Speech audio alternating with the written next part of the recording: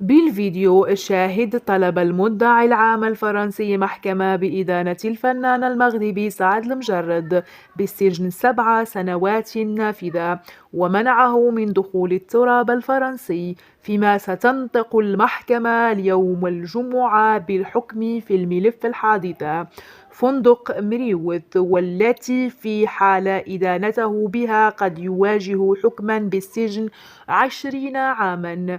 ونفى سعد المجرد الأربعاء أمام المحكمة جنايات في باريس اتهامه باغتصاب الشابة الفرنسية لورا، أو بإقامته معها علاقة ردا على اتهامه لها بأنه اغتصبها وضربها في غرفة أحد الفنادق.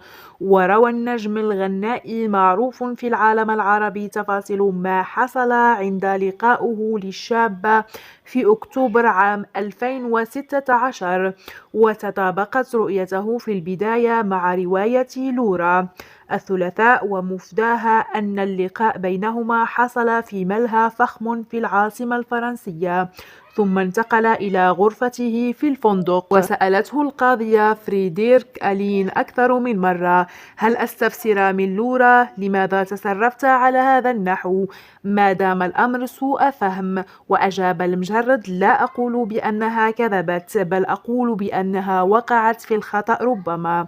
وتوصلت اليوم الثالث على التوالي جلسات المحكمة الفنان المغربي بفرنسا على خلفية قضية التي تعود فصولها إلى 2016، ويتهم فيها بضرب شابة فرنسية واغتصابها في غرفة فندق على هاشم حفلة له في عاصمة باريس.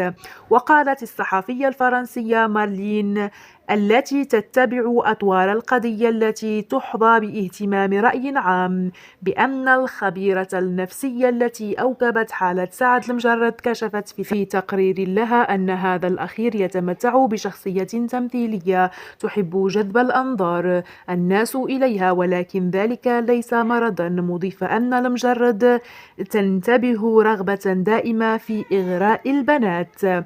وعندما سألته عن المشتكية قال إنه لا يشعر بالندم ولا يتعاطف معها، لأنه يظن أن هدفها كان فقط الشهرة والمال.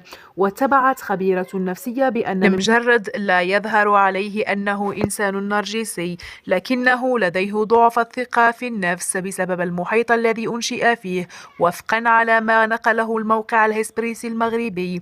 وإلى هنا ويكون الفيديو اليوم انتهى. دع لايك وتفعيل الجرس ليصلكم كل جديد إن شاء الله. وإذا كنت من محبي سعد المجرد دع له لايك للفيديو لنرى كم عاشق لنا هنا لسعد المجرد. وإلى اللقاء.